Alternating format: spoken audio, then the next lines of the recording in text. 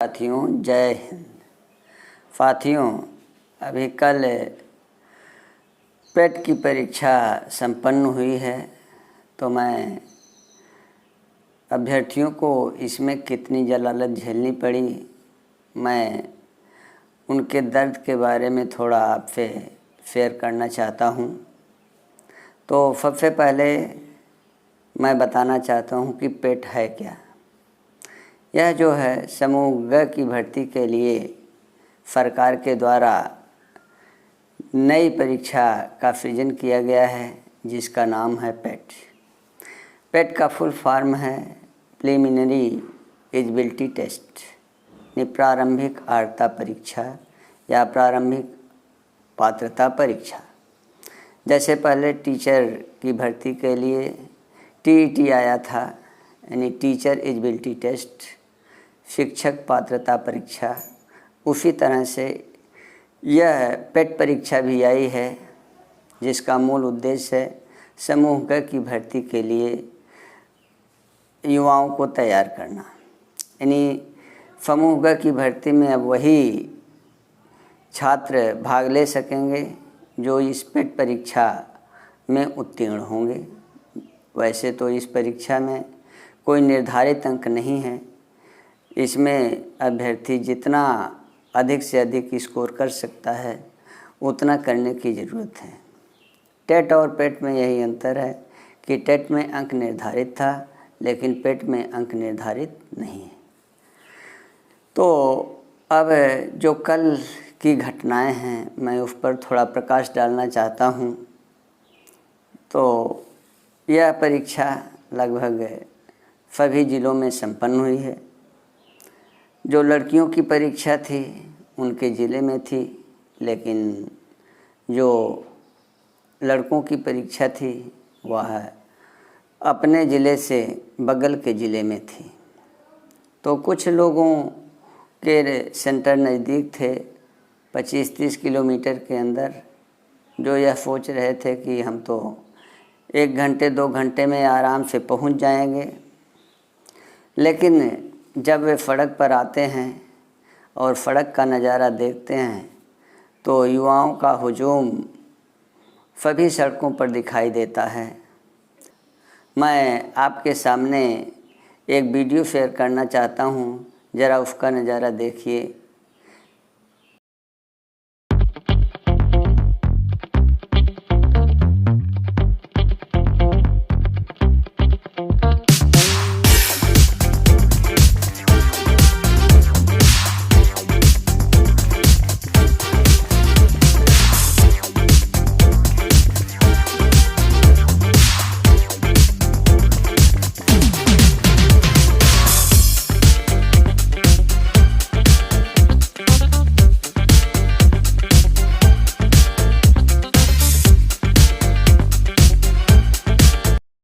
आप लोग यह वीडियो देख ही रहे होंगे कि हर सड़कों पर जैसे एक अफरा तफरी मची हुई थी, हर सड़कों पर भीड़म भीड़ मची हुई थी।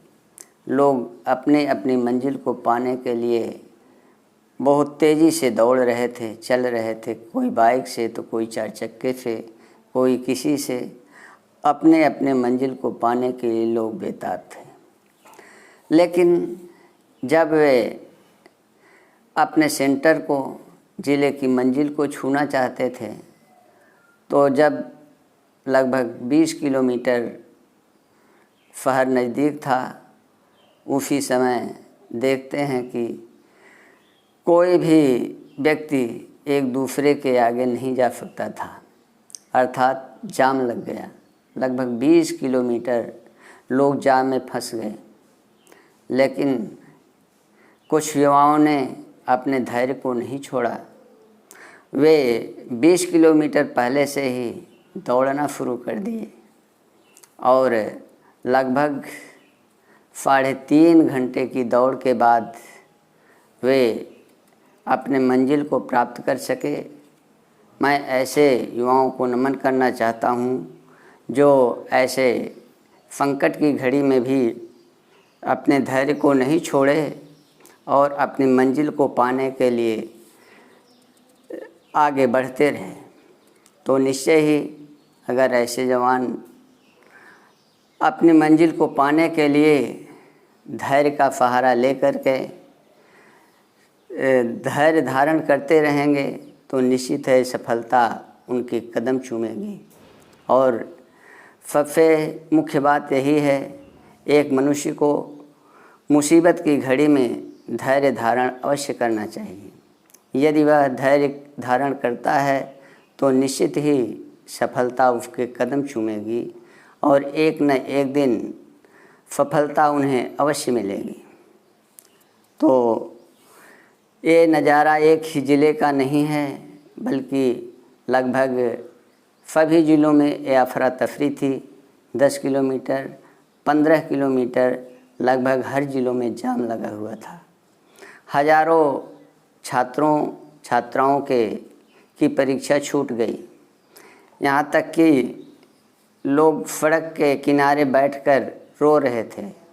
कुछ तो बाइक से खाई में चले गए। तो सरकार को इसके बारे में आगे सोचना है कि हम ऐसी व्यवस्था करें कि ये संकट फिर न आवे। जैसे परीक्षा होती है तो एक दिन होती है, उसको एक दिन के बजाय 2 दिन कर दिया जाए, लेकिन ऐसी व्यवस्था बनाई जाए कि कहीं से कोई अव्यवस्था न हो, पेपर लीक न हो, और जो भी पेपर बनाए जाते हैं वो समान बनाए जाएं, समान स्तर के हों। ये नहीं कि सुबह की पाली में पेपर टाइट हो गया और शाम की पाली में पेपर सरल हो गया। तो इससे युवाओं में आत्मकुंठा बैठती है कि अगर हम सुबह होते तो हम भी अच्छे स्कोर करते। तो जो भी पेपर सेटर होते हैं, पेपर बनाते हैं, उन्हें ये ध्यान रखना चाहिए कि पेपर चाहे सुबह हो चाहे शाम हो, पेपर का स्तर समान होना चाहिए।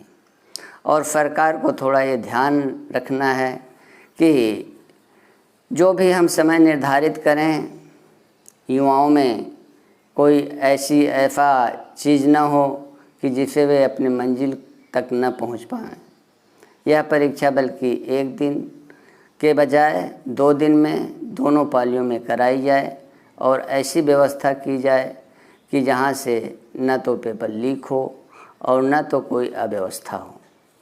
तो मैं एक बार उन युवाओं को फिर से नमन करना चाहता हूँ कि जो मुसीबत की घड़ी में अपने धैर्य को नहीं छोड़े और सफलता को पाने के लिए अपने मंजिल तक पहुँचे।